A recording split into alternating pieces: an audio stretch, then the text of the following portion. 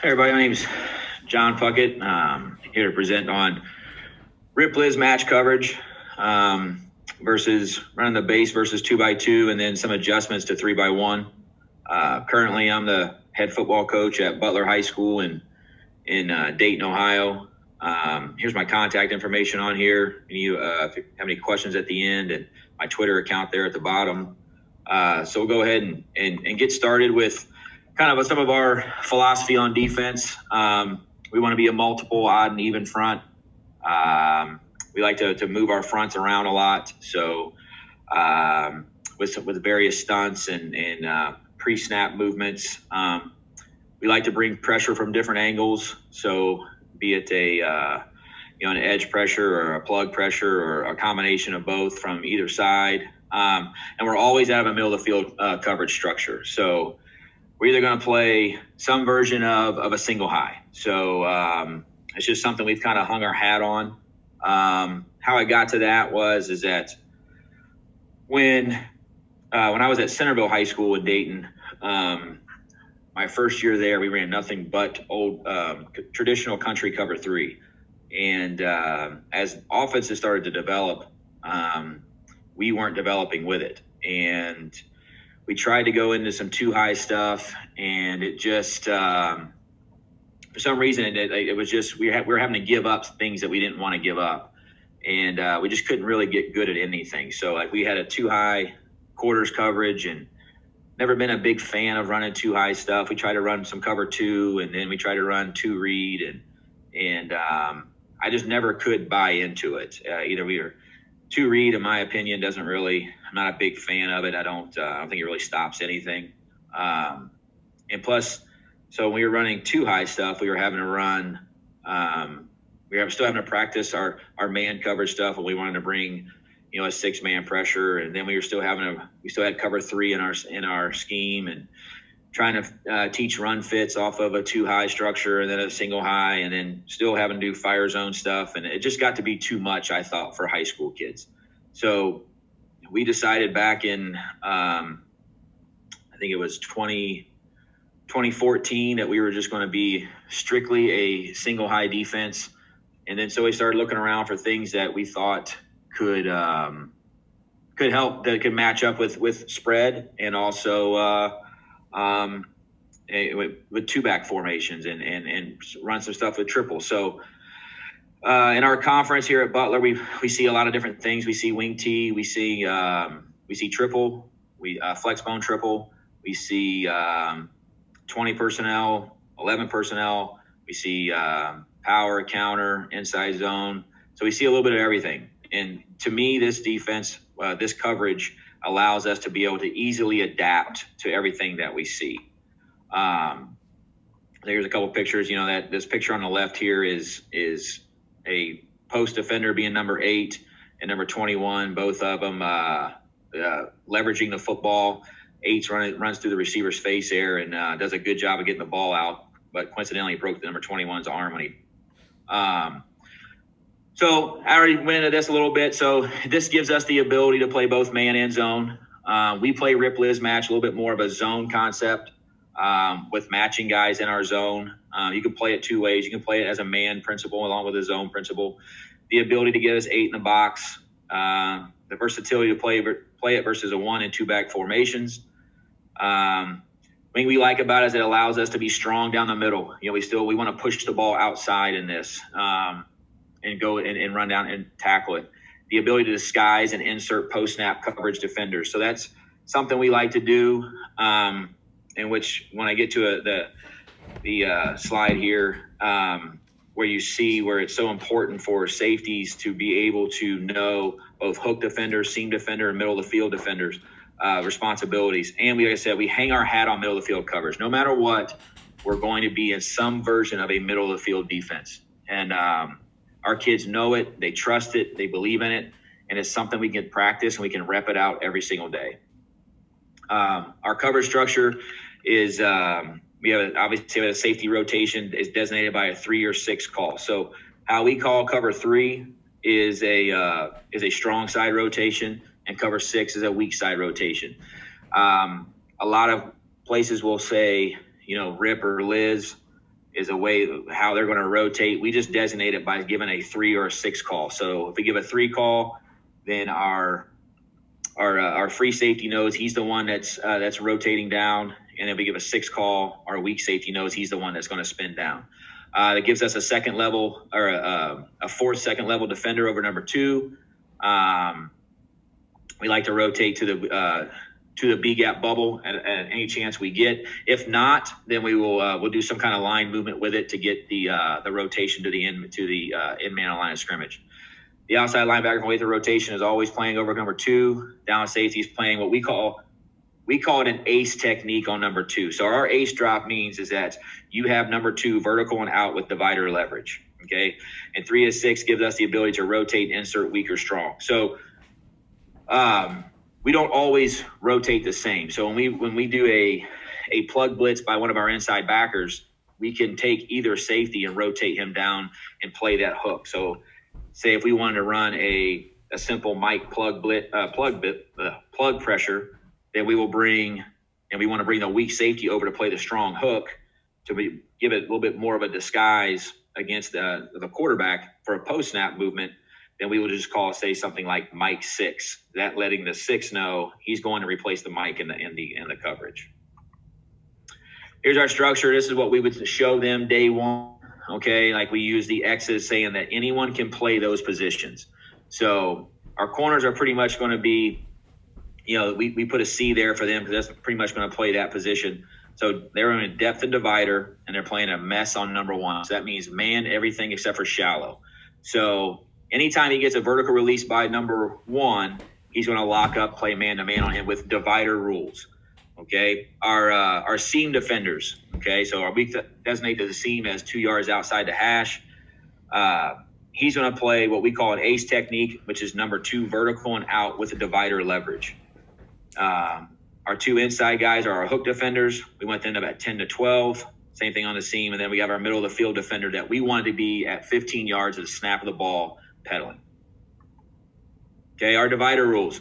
This is the most important thing to me, a part of this defense is there's 2 things. I think communication, post-snap, and I think every linebacker, safety, and corner learning the divider rules. This is their go-to no matter what. They should be coached every single snap by their position coach. That's more important than coaching exactly what I would say the call is that they leverage the ball right or leverage the receiver right.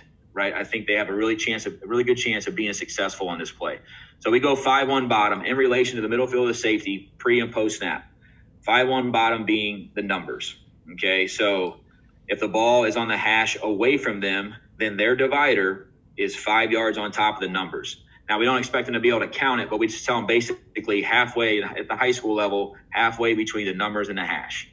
1 yard on top of the numbers, the ball is in the middle of the field, and then bottom of the numbers, the ball's on the hash to them. So 5-1 bottom. Now, obviously, if the receiver is inside the divider, then he will play outside trail, low shoulder, looking to undercut every vertical route. Okay? So if the receiver is inside the divider, we don't want to bail out of there. We'll tighten our alignment a little bit, and we want to play a low trail on the outside on a low shoulder. We don't want to be trailing him in his back pocket. We still want to be a good vertical position on him, but we also don't want to be necessarily running behind him. And then outside the divider, he's going to be high on the inside and high on his inside shoulder. So we want to tell them they want to keep the receiver cut off on that. Now we have those dividers set up so where they know where their help is. So that's when it says in relation to the middle of the field safety. So they know they can play, if he's inside the divider, they can play an outside low trail technique, pushing the receiver towards the free safety who's going to be playing high and inside.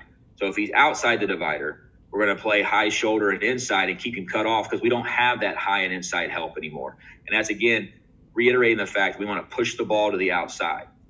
And the last point there is, this is the hardest one for them to get, is the corner must have the ability to adjust their divider leverage post-snap. So if the receiver lines up on the divider, or maybe he's just slightly inside and he gives you an outside stem, you've got to be able to adjust now and be able to play high and inside on that guy because now he's outside of your divider. Just like if he's slightly outside the divider and you line up inside and high, right? You got to be able to adjust if he stems you inside or he runs an in-breaking route to be able to adjust to play an outside trail low shoulder technique. The corner principles. Okay, this is we say mess technique, man everything except shallow. You're going to match and deny the ball in any vertical release by one with pre and pro snap divider rules. You can play off, you can play press. The divider doesn't change whether you're playing an off technique or whether you're playing a press technique. We're going to drive on hitch or speed out unless we are playing smash rules. Our smash rules, now, we can't play smash rules, or we don't play smash rules out of a press technique. We only play that, we play off. And we'll play smash rules from week to week. It's not something we designate each week. So smash rule is any hitch or speed out. The corner is going to make a smash call and let the seam player know that he's got a quick route for him to drive on. And then the corner now will leverage number two with his divider rules. Okay. No smash rule of pressing. If number one is shallow, make an under call, then zone off and play deep third, everything from the top down. So that if you get an under call, you're just going to yell under to communicate that to the seam defender to let him know that he's got something coming inside right away, and you're going to fall off and play in your deep third. The seam player principles, your alignment 6x1 on number two according to your divider rules. Some people play it to where more often than not, you're going to play it with an outside shade. He's going to be inside the divider, but sometimes he's going to be outside the divider. Again, it's in relation to the free safety. So we don't tell him automatically you're going to be lining up outside shade. So it's according to his divider rules. That's why it's important for everybody to run, to be able to learn the divider principles. If not, if he could be playing an outside shade and number two runs a wheel route, right? He's out. You have him vertical and out. So you're matching him out and he turns up the field. Now he's gotten outside your divider. You need to be able to play him high and inside and keep him cut off. Your key is you're reading number two through the in-man line of scrimmage.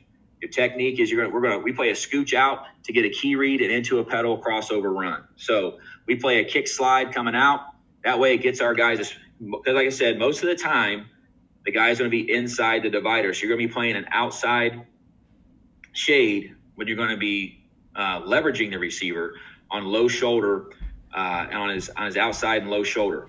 So you want to slow down. You don't want to get on top of him when by getting out of there too fast. So we're going to scooch out to read RPO 3-step, and we're going to then we're going to get into our pedal. Once we clear 3-step and RPO, we want to get into our pedal to be able to coverage the route, right? So that we have our scooch. We do things with our DBs what we call control, speed, control. Okay, so during control, that's going to be his scooch. That's when we wanted to be in our drive tempo with our footwork. So we're looking to drive on routes there. So again, RPO, speed out, slant, something along those lines.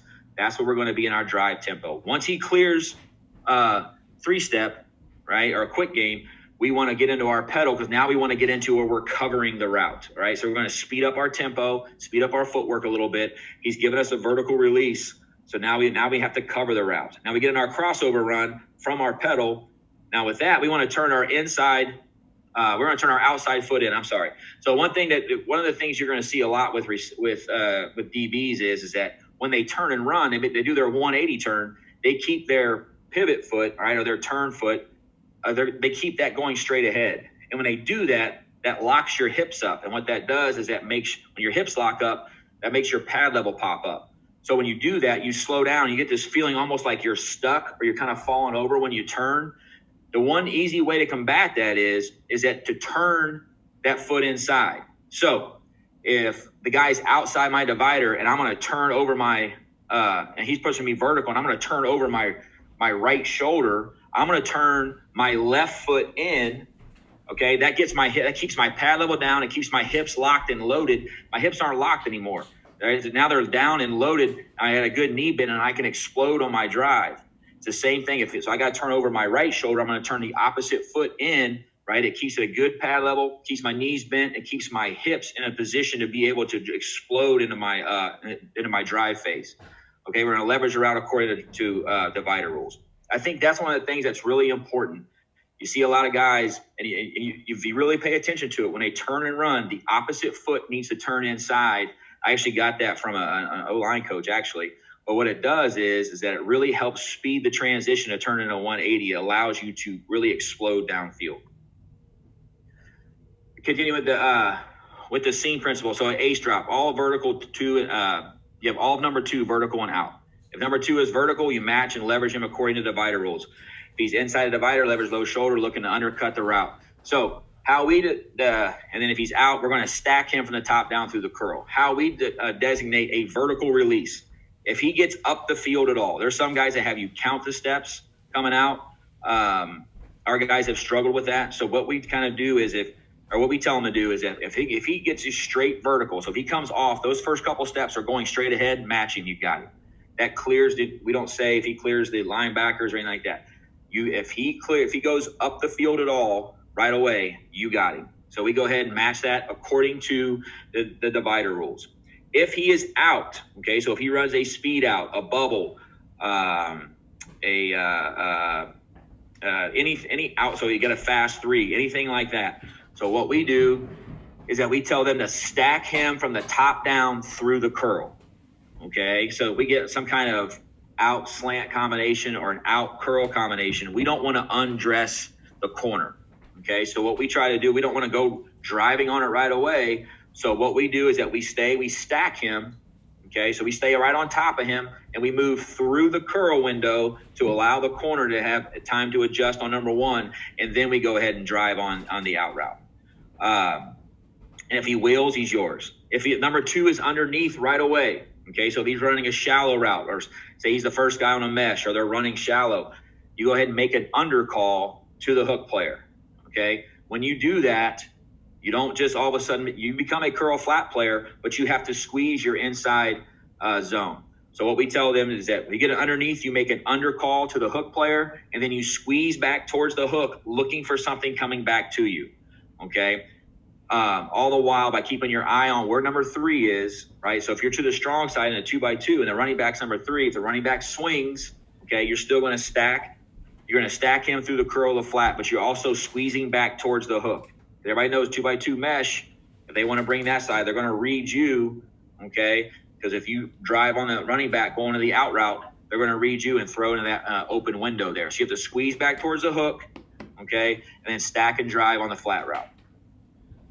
Hook principles. You get your run pass key first, whether it's whether that week we're reading a guard or whether we're reading the running back. We always tell our guys action to coverage. So be patient, okay? Especially the running back in a 2x2 set, for getting a bunch of RPOs, the running back to, or the linebacker to the running back side, okay? You're going to be the RPO read. So you're patient anyways. You're not a direct fill plug guy. So we tell our guys action to coverage. No, you're a run player first, okay? But you're going to make sure that you're patient. You're not just flying up there as soon as you see anything that's run, okay? He's hook curl and a 3-through player. And 2x2, okay, if the running back is in the down, how we say in the down is if he goes straight ahead, okay? So if he doesn't swing, doesn't flare, doesn't take off running to the flat right now. So if he steps up at all, okay, you're going to open up and look at number 2 to check his release, and you're going to play the hook, okay? So if he gets a vertical release, you're going to turn back around and get your eyes back on number 3, okay? If running back is out right now, was what we call a fast 3, okay? Again, you're going to make a push call, and you're going to push to the inside of number 2 and play the curl. Opposite hook player pushes strong hook. What this does is it turns into our 3x1 check, which is what we call skate, okay? And then he stacks number 3 through to the curl of flat. Backside hook player pushes to the middle, looking for crossers. So if there's 2 ways you can play this, okay? I'm going to draw this up here. There's 2 ways you can play a fast 3 from the running back, okay? So whether it's a swing route, or whether it's more of a bench route where he's kind of getting into the line of scrimmage a little bit more and getting out wide. So once we get that, now, one thing I didn't put in here, which I don't understand why I didn't put that in there, but our strong side hook player in a 2x2 to the running back side is always going to give a push alert call to our strong side seam player. Okay, so pre-snap, he's going to say push alert, okay?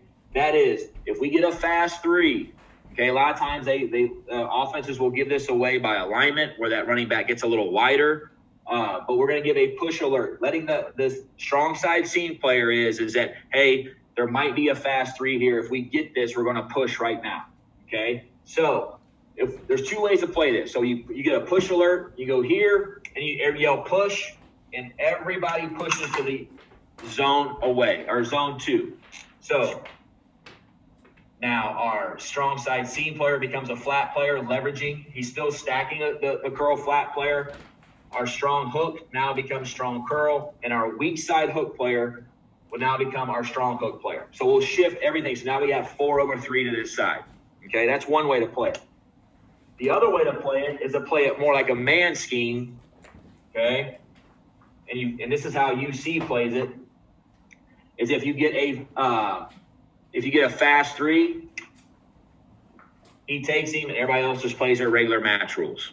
Okay, so there's two ways to play it. You can play it more like man, or you can play it like zone. We play it more like zone. So if we get a fast 3, we're going to go ahead and push, and everybody's going to play zone to that side. We're going to push our entire zone, our 4 underneath defenders. We're going to push them to the strong side. On the back side, they're still playing match. Okay.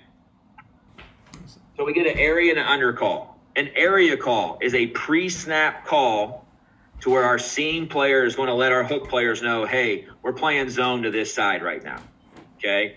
So pre-snap, the only person in our defense that can give a pre-snap area call is our seam player. No matter if it's a safety or whether it's an outside backer, it's a nickel, no matter what, he's the only one that can give it. If you get a pre-snap area call, he's going to say area, area, area. That lets him know that he's playing the strong side hook. Unless we get a fast 3, then he's pushing the inside of number 2 playing the curl. Okay? He's going to relay that message to the weak side hook player to let the weak side hook player know, hey, you're going to play either the crosser, you're going to cut the crosser coming across right away, or you're going to push to the strong side hook. It's just another way of letting them know, hey, this is what we think might be coming here. Okay? And then a post snap is what we give an under call. Okay?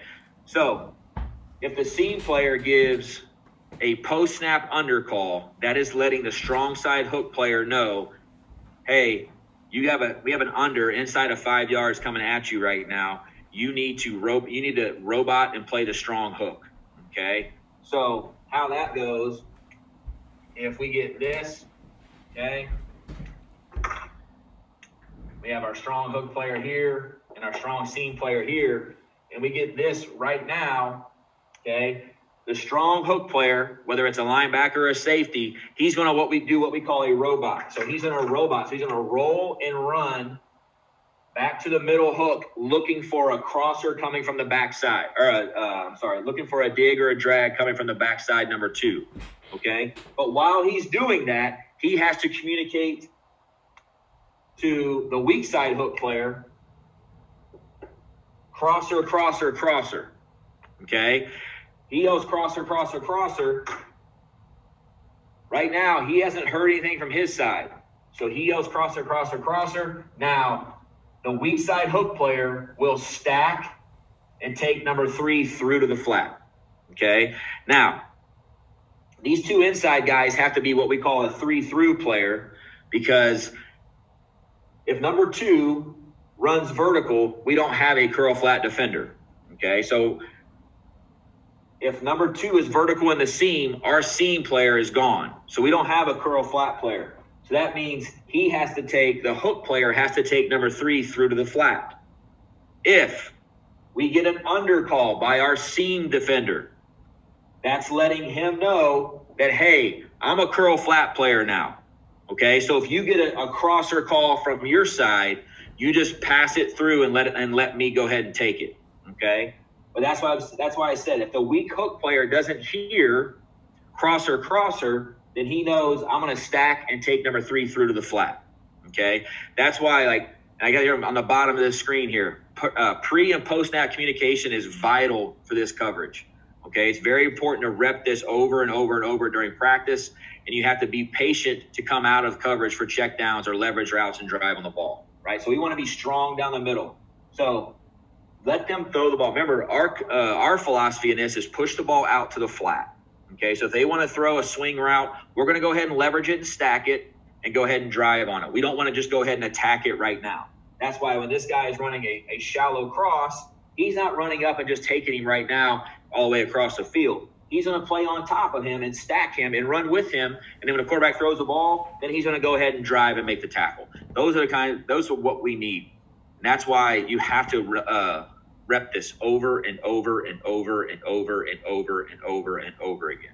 We go through this on a daily basis. We have at least a 5 to 10 minute period where all we do is crossing routes, and our guys are post-snap communicating the entire time. We start that day one in the summer.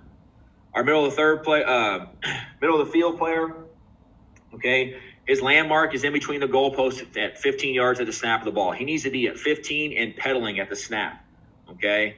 We don't want him shuffling out. We don't want him slow pedal. We want him at 15 and pedaling.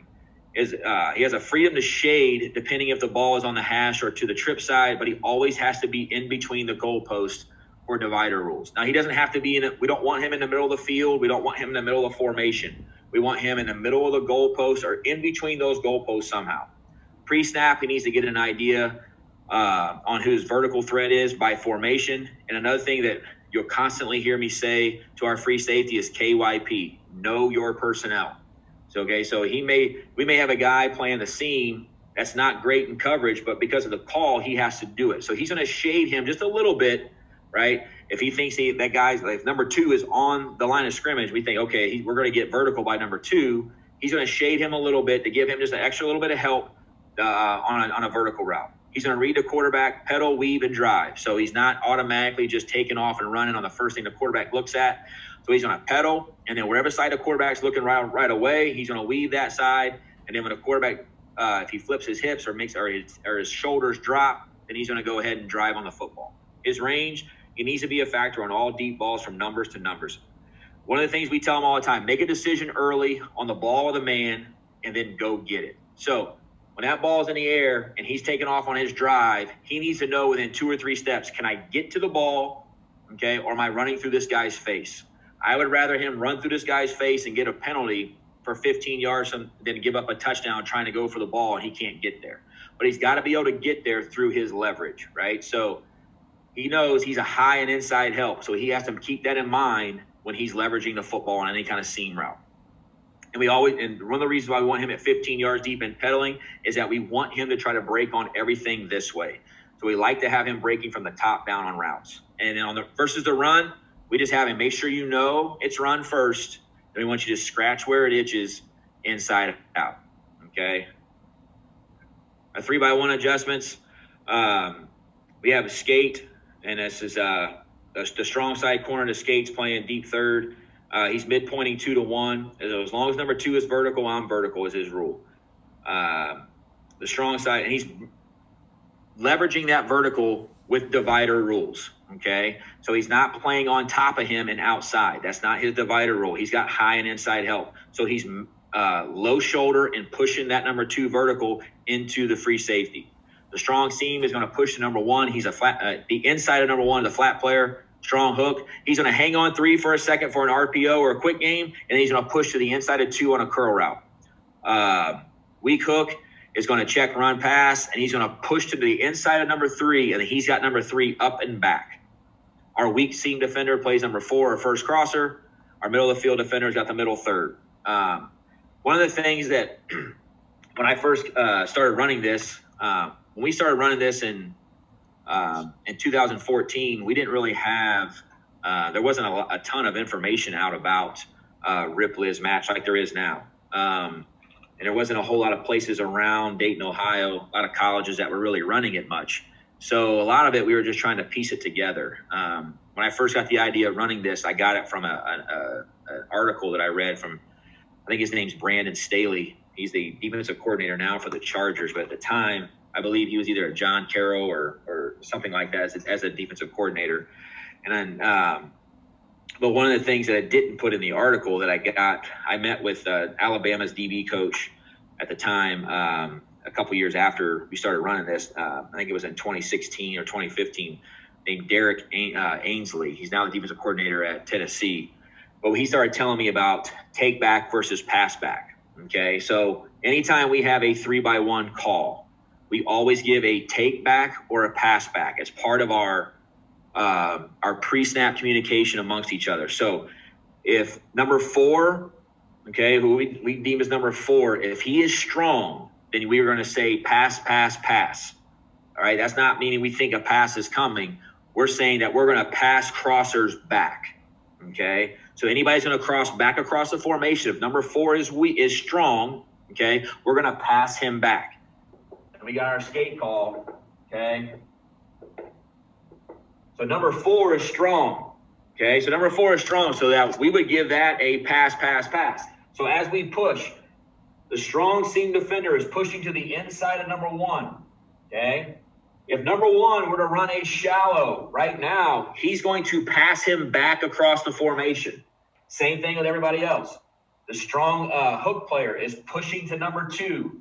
He's going to pass. If number 2 goes on a shallow, he's going to pass that back, and so forth. The reason why we can do that is because our weak seam defender, who is also a curl flat player, he doesn't have a threat, a vertical threat to his side by number 2. So number 4 is strong. He can't run a wheel. Number 4 is to the weak side. So that's why he said if he has the 4, he's at number 4 or first crosser. Okay. Now, if the running back switched and was on this side, okay, so the running back was weak. Now we would give a take call pre-snap, letting everyone know whoever you're pushing to, you're taking him back. Okay, so if number 1 now in this situation, if the strong seam defender who's pushing to number 1, the strong flat defender, he's pushing number 1, and he's going across on a shallow, I'm going to take him back. I'm going to stack him and run with him back across the line of scrimmage or across the formation, because I don't know if I'm going to have a curl flat defender to that side. I have an example of this in our videos here in a minute that I'll show you. But the same thing with our curl player. He's pushing to number 2. If 2 goes back on a shallow, I got him. Same thing with our strong hook player. Okay, if 3 comes in a shallow, okay, if 3 runs shallow, I got to take him back. One of the other reasons that this works, in my opinion, okay, so you get a 3x1 shallow concept. Okay, so number 2 is a shallow, you get a 3x1 drive concept, and number 3 runs a dig. If you pass this off, okay, so as a strong hook player is pushing to number 2's here, he's going to end up on the outside hip of our drive route, of our dig route. Okay, and now obviously the weak hook player or strong hook player can leverage this. Okay, but now we've given up this window here. But if we take back, now we've matched the drive in that window, and now we have a guy stacking him coming across. Okay, so that's why we want to take back versus pass back. And the kids actually they understand this a little bit easier than you might think. So here's the diagram of it, of how we, if one of our kids are in our playbook. Skinny's the same.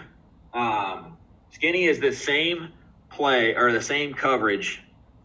It's just mixing rip Liz with skate. So our corner and seam player to that side, to the trip side now, is playing match rules, rip Liz match on 1 and 2, and our hook players now are playing skate.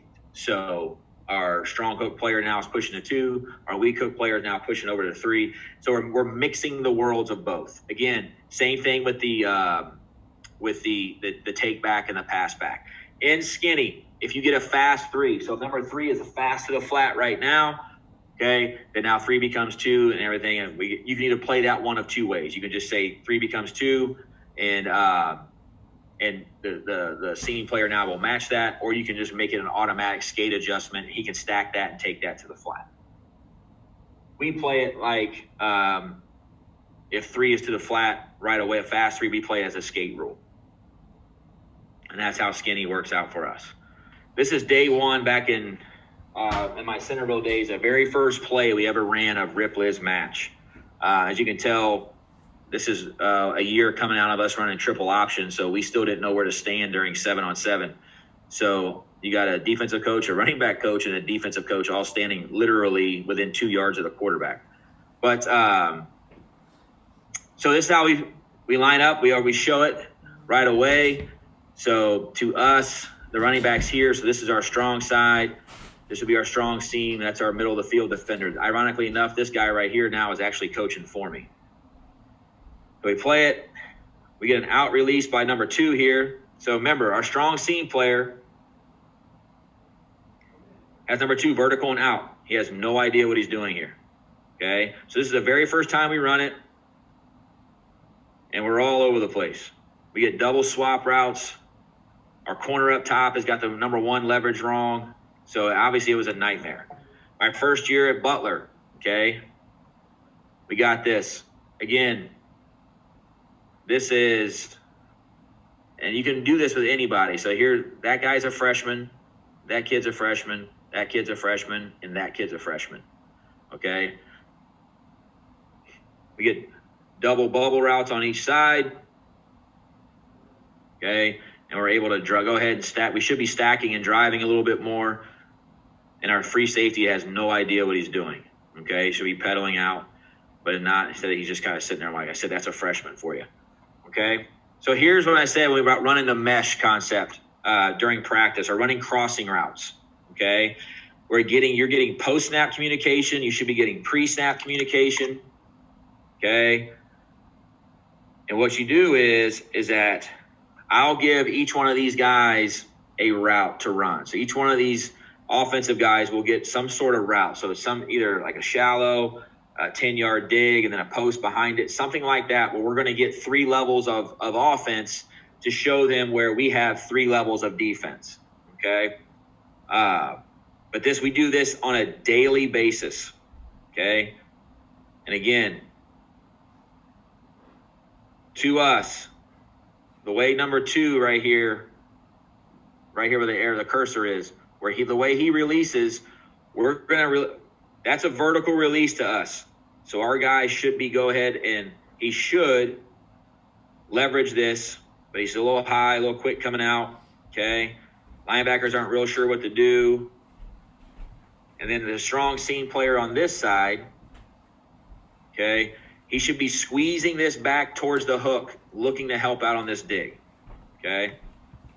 Again, there's the same thing, except now we're doing a post-snap insert here, okay? Again, to us, what number 2 up here is doing, well, that's fine. We should have a double area call or double under call to both sides, okay? So just running mesh. Again, this guy right here is widening out when he should be squeezing back towards the hook, okay? To the right of the screen, the guy in the yellow shirt actually doesn't do half bad. He should be squeezing it more. As you can see, this linebacker here, the strong side hook player, he gets a little confused, right? He's not horrible, but he's just not real sure. What we need to have is a robot and run back to the middle, looking to take the crosser, okay? And then here's a 7-on-7. One of the things I recommend if you have an end zone camera, to use it as much as you can in practice. Really gives your guys a much better view. Again, this is a few years ago. Neither one of the seam defenders here, the guy here and the guy here, are they're shuffling out. They're getting out there pretty fast. And so what we're getting is that they're leveraging the receiver wrong, right? So both guys are on top when the ball's in the middle of the field, okay? Ball's in the middle of the field. He needs to be, right? He's inside his divider, so he should be closer, right? And shuffling out. He needs to be a lot closer than where he is, okay? And this corner here, he's actually lined up on the divider, which anything, like, I would not recommend that, because anything this guy does, he can't see, especially if he's in a half turn, okay? Well, again, how important leverage is, right? We should be trying to undercut this route, okay? Now, it ends up okay because he ends up outside the divider once he hits his post route, but we're still, if this guy goes vertical, we're still on top of him too much. Okay, here's a good job. I hear this corner at the bottom. Okay, this is a great job of a guy getting outside the divider, right? So, okay, the ball's on a hash to him, so his divider is the bottom of the numbers, okay? And And this is a guy right here that he's at Indiana Wesleyan right now playing corner for them. And this guy was a 5-star receiver that went to Ohio State, who's now at UC. Okay. So people say that you can't run this coverage unless you have really, really, really good athletes. Well, this is a guy right here that's about 8 inches shorter than this guy, and he's able to do a pretty good job in his divider rules. Okay. He shuffles out, turns and runs, and does a pretty good job of keeping this guy, does an okay job of keeping him cut off. I like to see him explode a little more coming out of his turn, right? And do a little bit better job of keeping him cut off. And up top is an abomination to this coverage altogether. Okay? But it's a good job of teaching divider here at the bottom. Okay? This is against, this is my first year here at Butler. Again, we're going to take a look at guy starting off, this strong side seam player, guy starting off inside the divider, and him being able to adjust and keep him cut off. Now, he doesn't tempo his leverage very well, but he keeps him cut off, okay? That's how you have to adjust and buy. You got him vertical and out. He runs out. I got him. He wheels. I got to go ahead and try to get back on top and keep him cut off, okay? Here's that first year in Centerville going against a team running a shallow concept here. And as you can see, this seam defender right here, okay, how important divider and leverage is. Okay, he gets on top of this guy. He's running a crossing route, okay, and then we get the underneath defenders get sucked up, okay, so now he's on top and trying to chase, but the weak side seam defender squeezes back towards a hook and is able to get underneath that, okay.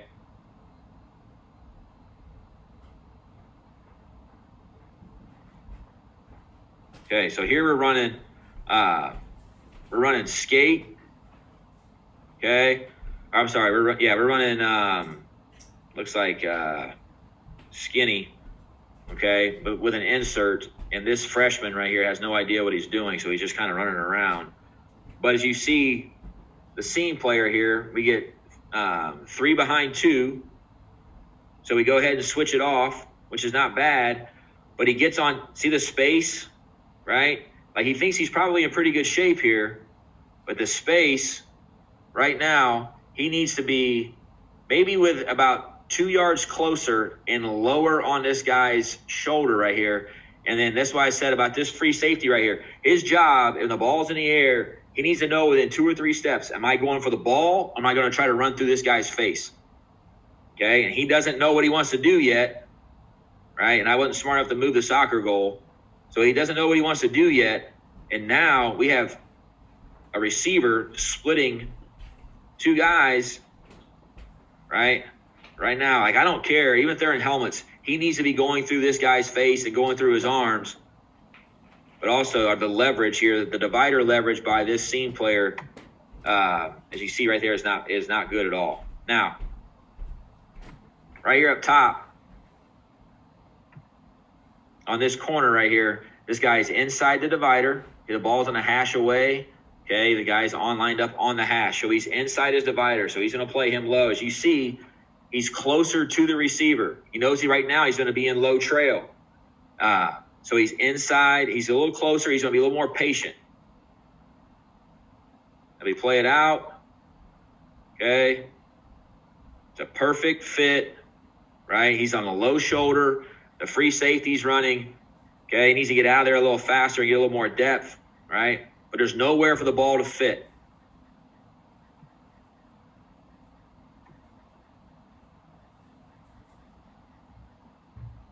Here's a regular cover 6 here. So we got a mesh concept by the offense. Again, we get double under calls to both sides. You can see them pointing. Okay, so they're communicating. And the seam player here at the bottom does a good job of squeezing back towards a hook. Same thing with the seam player up top. Probably squeeze a little bit harder. Now, the only difference, what I'd like to see here is both these hook players, these linebackers, should be roboting and getting depth. They're still a little close. Let these guys go ahead and stack it. Okay, so technically we get a fast 3 here at the bottom, sort of. There's no real threat. He does a good job of squeezing it down, letting it go. Okay, there's nowhere for the ball to go. Quarterback throws it, and we're able to get that's the free safety right now, driving downhill with the ball, tipping it up when we get an interception. Okay, so here, this is where I like about this defense, where one half of the coverage can play one thing, and the other half can play something else. So here at the bottom, we have a tight split by number 2. So this strong seam defender gives a pre-snap area call. That's letting this linebacker know, hey, I'm your curl flat player. So if you get a crosser call, let him go, but you're playing the strong hook all day. Over here, we're just playing rip, liz, match. Okay? So he's playing ace technique. He's ace dropping on number 2. He's got him vertical and out. Okay? This corner knows, hey, it's a pre-snap area call. Right? He's probably a little deep. Okay? But this is game 1. And but he knows he's going to be playing a third to his side. He's going to take number 1 from the top down. Play it out. These two guys work on a string together. Okay. You throw a simple out route. We come out, push the ball to the flat, tackle it for a 3-yard gain. That's a win for us, in my opinion. Okay. Again, we get Y shallow. This is something you don't want to do. Okay. So we get a backup in. This seam player here does a good job of communicating and squeezing back towards the hook. Okay. The linebacker, though, takes off and running with him. Instead of roboting, he takes off and runs. So what ends up doing is that our running back, reading off the seam player reading off the quarterback, looks down at the instead of stacking and staying there, he drives on the running back, and now we have a wide open out the gate when we really should have a seam player right here and a hook player right there, and we have both our hook players are running with the shallow route. Again, that's why it's important that you have to rep this out, communicate. Okay, this is how I learned the hard way. Okay, so this is we gave up a touchdown on this play. So we're playing regular. We didn't have any push call the concept this year of a fast 3 and a push and all this other stuff, I didn't have. We were running skate and skinny and all that stuff, but I wasn't running any kind of post-snap push call. So we're in regular rip, liz, match, and there's 4 receivers on this side. Okay, so they have us outnumbered right away. Okay, and they just run a simple air raid Y corner route. Okay, it goes 40 yards for a touchdown because we get leveraged by a fast 3. Okay. So right now we should be pushing right now. And if we push, okay, this guy gets wider. This guy, like this weak hook player, strong hook player, and the seam player should all be pushing to the zone outside of them. Okay. But instead, everybody plays it. Looks like we play a post-snap or pre-snap area call, right? But nobody pushes their zone to the outside, to the fast 3. So we get leveraged by the running back. Okay, we get leveraged by the running back. And then this is why people right here make corners tackle. Okay, so this guy gets the ball, runs right through him, and we give up a 40-yard touchdown. Okay, so again, back to that play. That's why you have to have push calls for post-snap to be able to move, right? And that was a lesson hard learned there. Again, now we get a fast 3, okay? And we're able to be patient with it. So we learned our lesson. We're patient with it. We let things come out. Now, again, this is an insert. So we're blitzing our weak hook player. So this would be in our defense, this would be something maybe like odd will 6. So 6 is a weak side rotation. Now this safety becomes the strong hook or the weak hook player. Okay, he needs to stay and pack the hook because he gets an undercall from his side. Okay, he should be looking to take this. And this corner down here at the bottom does a really poor job of playing number 1 from top down. Okay, again, one of the things that if you're going to run this defense and you're going to do a post-snap insert, when you do a plug blitz inside here, where you have to remind these high safeties that are rotating down, that you're not replacing them in the run game. You're only replacing that guy in the pass game. So what you always see is a safety in the beginning will run down and get about 5 yards away, okay, like this guy does. Like he gets down in there, he's 5 yards. We want our hook players at 8 to 12, okay? He runs down to 5. He can't play the strong hook from there. The only thing he can do is cut a crosser, okay? So what you have to remind him, you're just replacing him in the pass game. Stay high, be able to see the whole picture, okay? So he doesn't, right? So if he was back here, he could squeeze back towards, because he would have an undercall to his side. He could squeeze it off the quarterback's eyes, and he'd be right in there for there's all kinds of things wrong with this play. But he'd be right in there, okay, in that window. Because here, to me, the way the running back does, he's in the down. To me, the running back's in the down. All right, as soon as he starts going forward, to me, he's in the down. So this linebacker here, this strong hook player, needs to be looking at number 2's release. Okay? It looks like our strong seam player didn't really know what to do either. Okay, so what we should have here is the linebacker, to me, linebacker running with 3 through, him playing him in a low trail, looking to undercut this dig route, okay, with the weak side hook player sitting right here, because 3 is out to the strong side. He should be roboting, staying right here in the 8 to 10 yard mark, reading the quarterback's eyes. This seam player should be playing a low trail, looking to undercut any crosser.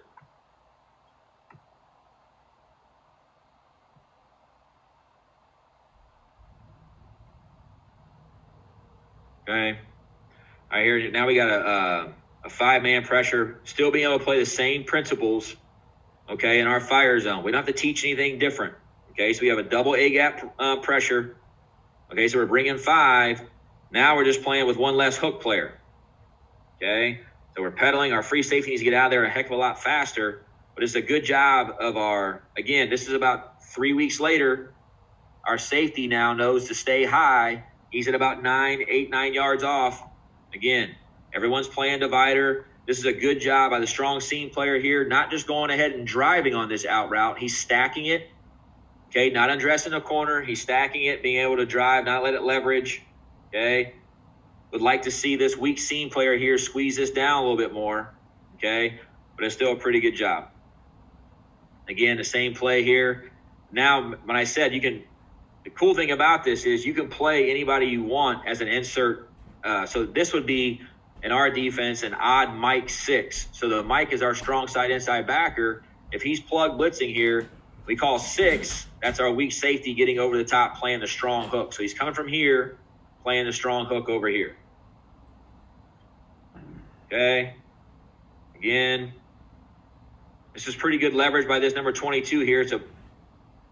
Now if you watch, when I was talking earlier about being able to transition from a 180 and how important it is for the opposite foot to be turned inside to be able to explode downfield, he keeps his opposite foot straight ahead, and you watch him get stuck in his turn, okay? He gets a little high, so he almost looks like he's going to fall down, okay? This is opposite of the coaching point of what the play is.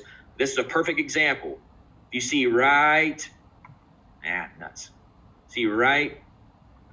there. No, screw it. I don't have quick enough fingers. Okay? But right there. You see how his foot's a little more straight ahead, right? So he can't get, if his foot was turned inside a little bit more, he could really explode and be able to play that a lot more athletically. You see how he's kind of slow? That foot drags because his toe's straight ahead. Okay? Not bad leverage. Free safety needs to leverage it a little bit better. His ball skills are a little off on that one. Okay, this is a good, right here, this is another good job of inserting. Now we're bringing a field pressure off the edge with a seam player. Again, notice we got 4 over to this side. We're outnumbered because I didn't know what I was doing yet. Maybe I still don't know what I'm doing. You can decide that. But we're bringing a strong side pressure here. So the strong seam player is coming. So this would be, to us, strong fire 3. Okay, so we're bringing him off the edge. Number 3 is our strong side high safety is rotating down, and he's playing ace dropping over number 2. and our weak safety is now rotating, and he's a post defender in the middle of the field. And this works out pretty good. It comes off the edge. Again, we get a plus play. It's coming off. Good job the way it works out. Okay, here's a Mike plug. Our high safety is staying right there at 10. Okay, what ends up making this play work out is that both seam defenders squeeze back towards the hook, and he has nowhere to go. Okay, now here's skate. All right, so now we're going. This is my first year at Butler. We're going against Springboro, big Division I school. Okay, so here's our strong side seam player, our strong hook player, our weak hook player, weak safety, strong side safety, and here's our corner. Right, so we're gonna push. We're gonna push this whole coverage to the strong side, to the three receiver side. We would call this 6 skate. All right, 6 meaning a weak side rotation coming down. This safety rotating down, playing 4 first crosser. Here's number 4. Okay, so pre-snap, we should all be communicating take. Okay, now I guarantee you we weren't. Okay, but they were pushing here. Again, it's a good job by here. This is a strong side hook player. Okay, he's hanging on 3. 3 goes on an out. Now I'm going to push hard to number 2 to play the inside, the inside of number 2. Free safety or our strong side seam defender pushing to the inside of number 1. Number 1 is vertical. I'm going to square up, get my eyes back inside, and he matches him to the flat. Even if he does catch it, okay, we're able to be right there. I mean, that's one thing I do like about this defense is that there's not a whole lot of yards after a catch. Typically, as soon as the ball is caught, we have someone, or as soon as the ball is thrown to a receiver, we have someone there that's matching the pattern that's able to go ahead and make a hit or a play on the ball. Okay, here's skate out of empty. Okay, so we have 3 receivers into the boundary. So we're still going to run skate. We're going to push everything this way. Okay, this is out of a different front, obviously, and we're playing rip Liz mash here to the bottom.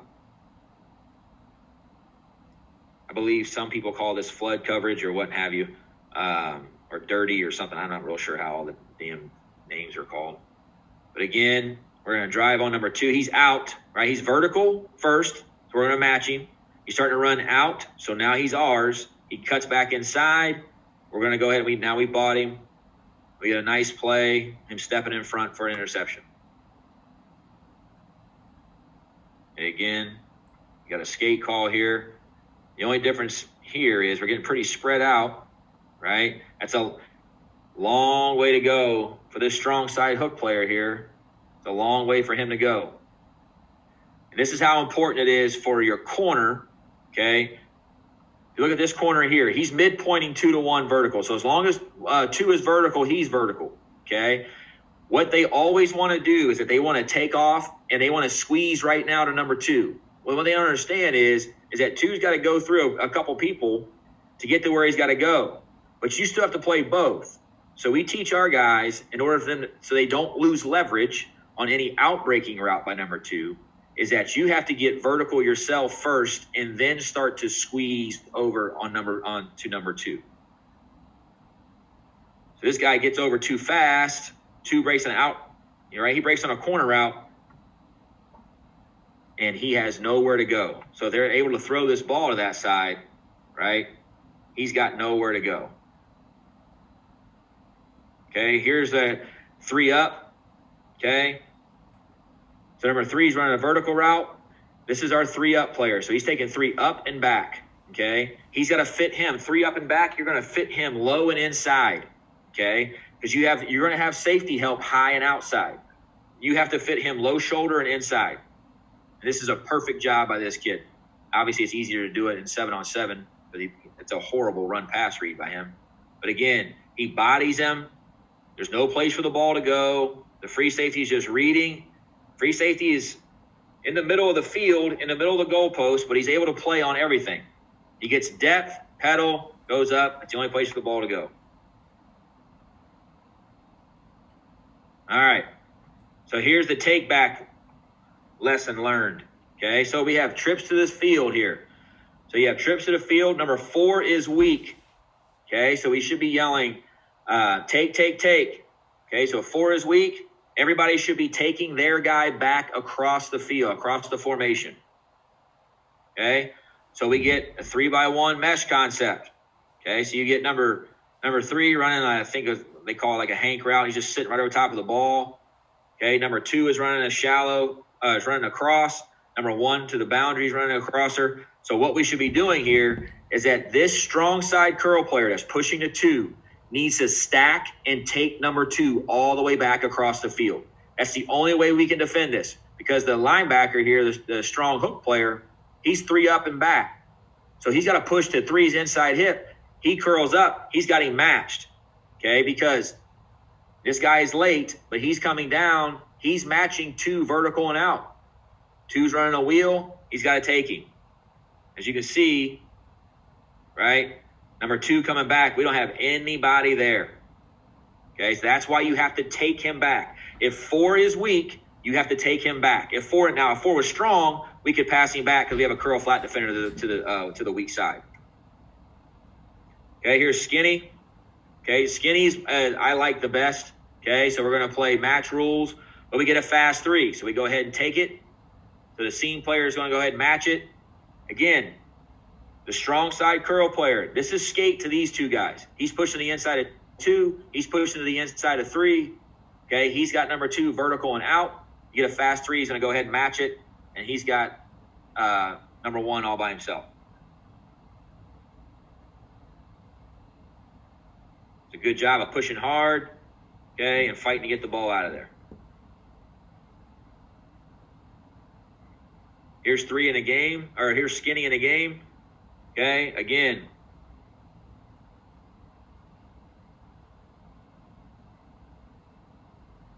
Three runs out. Our strong hook player is pushing a 2, sort of, but he eventually gets out there. But our strong hook defender is pushing to 3. Okay, you got a new number 3. He's going to go ahead and run with that. And then our backside weak safety, who has no threat. Okay. We have 4 strong. So 4 strong, we're in a pass rule. Okay, so if anybody runs a shallow, we're passing him back.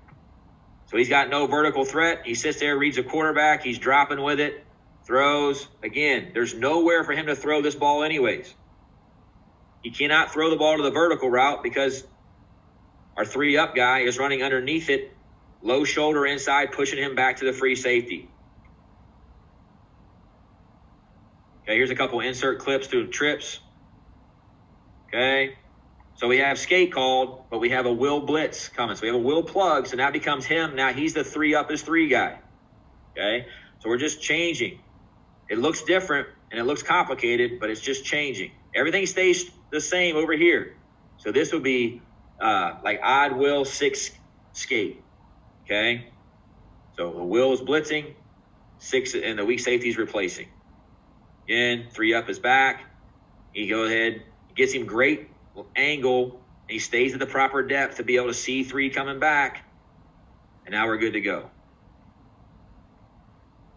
Okay. Also, our rule, if the back is in pistol like this back is here, it's an automatic take back rule. Because obviously you don't know which side he's going, so we're going to err on the side of caution and go ahead and take everybody back.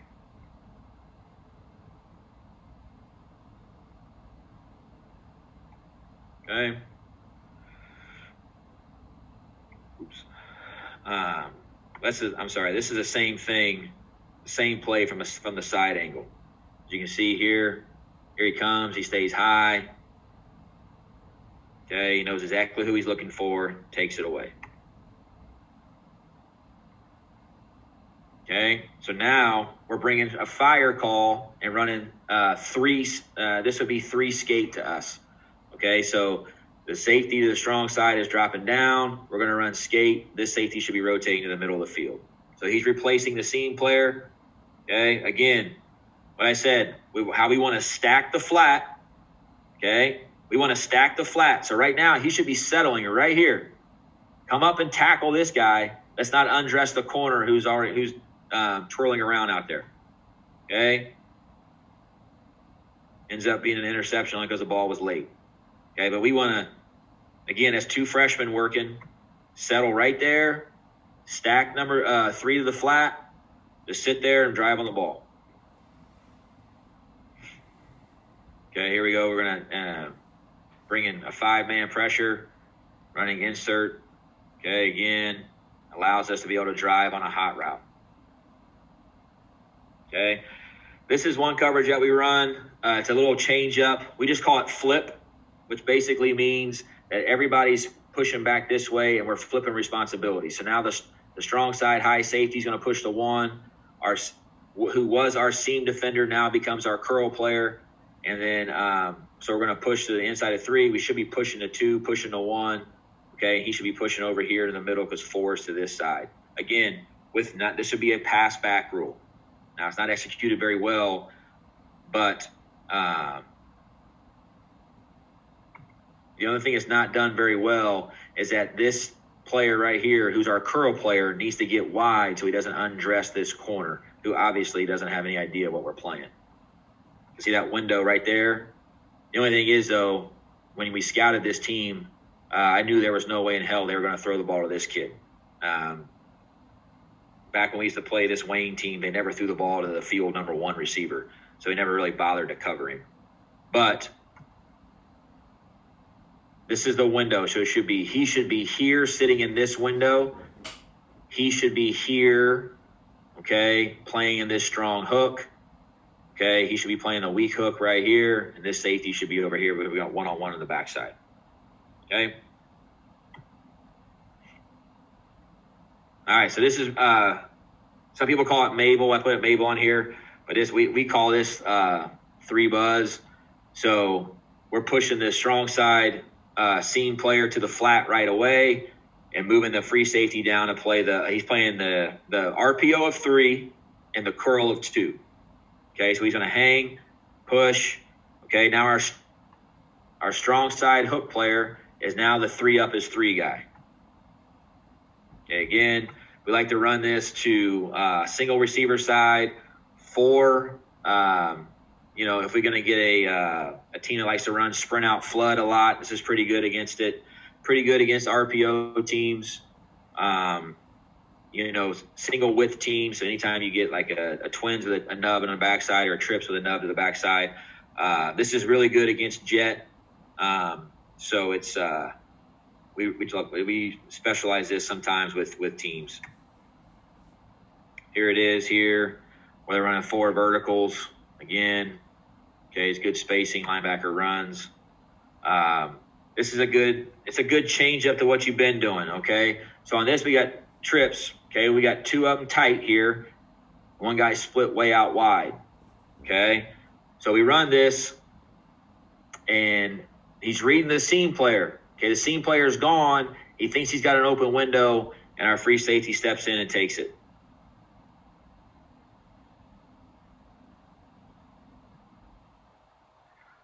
So again, if this number 2 were to wheel here, the guy pushed into the flat. He's pushing the inside of 1. So it's the same to him as skate, except for he's a little flatter. He's not getting much of an angle. Okay. He buys him. He's got him. This corner's got a midpoint 2 to 1. If there's no 2 vertical, he's playing number 1 from the top down. Okay. So we're not teaching a lot of different techniques. They're all playing basically the same thing. Okay. Just like in, if he gets a shallow by number 1, he's still going to play number 1 from the top down, or he's going to play, when he zones off, he's going to play everything from the top down. So again, this guy steps in, he becomes a curl player. We have our strong hook player, he's running with number 3. Again, on the low shoulder with our free safety pushing to the middle of the field, or a weak safety, because we got a strong side rotation to the middle of the field, throw the ball in the window and it's not there. Okay. And then this is how it all kind of ends up looking where we mix in our cover 1. Okay, so now one of the things too with Mabel I forgot to say is that you want to try to make it look like cover 1. Okay, that's why, especially when you get a nub side. Okay, so if you get like trips with a tight end or twins with a tight end and you're going to rotate and play this, make it look like cover 1. Okay, and then switch the rotation up on them, and that can help you out too with stealing some of those open windows. But here, right, so you don't know if we're playing cover 3, cover 1. if we're playing rip liz, this is we're playing cover 1 here. We're bringing 5. We have a low hole defender in the linebacker, and we have a high hole defender in the safety. Okay, still playing divider leverage. So when we play cover 1, we don't have to change anything. We can run all these different coverages, what it looks like. It's just you have to know where you're at on the field. Am I a hook player? Am I a curl player? Am I a seam player? That's what you have to know. That'll tell you what your responsibility is. But your techniques aren't changing a whole lot.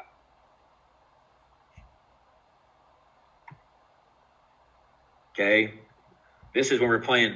This is not good here. Okay, we're playing basically we're playing cover 0, so we have no low hole defender. So our guys should be playing an inside leverage. Okay, and our free safety doesn't know his personnel. We have an outside backer. That's why I put this in here, KYP. We have an outside backer here. We have a weak safety. We have a DB. And we have a linebacker. He's shaded, okay, towards this receiver. Okay, this is not the guy that needs help. This is the guy that needs help. Now, luckily, it's a poor execution by the offense or to give up a touchdown, because this should have been an interception. And here on this last slide here, I got just some resources that I like to use for culture and like some books that I've read that I like to refer to quite a bit, like Lead for God's Sakes, The 5 Dysfunctions of a Team, which I think is the perfect book for anybody running that's coaching a team, and players need to. It's a fantastic book. The Ideal Team Player is a good resource for any head coach that wants to look at hiring someone and hiring them based on not based on their skill set, but based on their attitude. It's a great Patrick Lencioni book. Great book. Culture Code, The Messiah Method is a great book. Chop Wood, Carry Water, something I go through with each class. We go through it just chapter by chapter, and it's something we're constantly referring to. Blue Collar, which I spelled it wrong, bluecollargrit.com is the basketball coach at Centerville runs that. And I don't know if I can adjust it, but because it should be an E there, I can't spell. But bluecollargrit.com should be he's got a great blog that he sends out about leadership, and he also has like different things that you can do, the action steps to take towards building a better culture within your team. The Learning Leaders Show is a podcast with Ryan Hawk. This is fantastic. It's AJ Hawk's brother. Then a couple other guys I follow on Twitter that have helped me out a lot with the Rip Liz stuff that I've met with at the AFCA convention. But Coach Kogan at Barty Dante, he's a college coach at Cal. He's like a encyclopedia when it comes to Rip Liz match. Both of those guys have Coach Tube courses. Adam Gaylor is a high school coach at Jinx, I think in Oklahoma. And then Coach Broderick is a coach down in Tennessee that runs a lot of single high Rip Liz match stuff. Again, here's my contact information if you guys need anything. I will obviously can't spell again. I'm free to give you anything you need. Share any film with you. I'll talk with anybody about anything. That's my personal cell phone. You can text me. That's my Twitter account. I'm always open to talk ball with anybody about anything.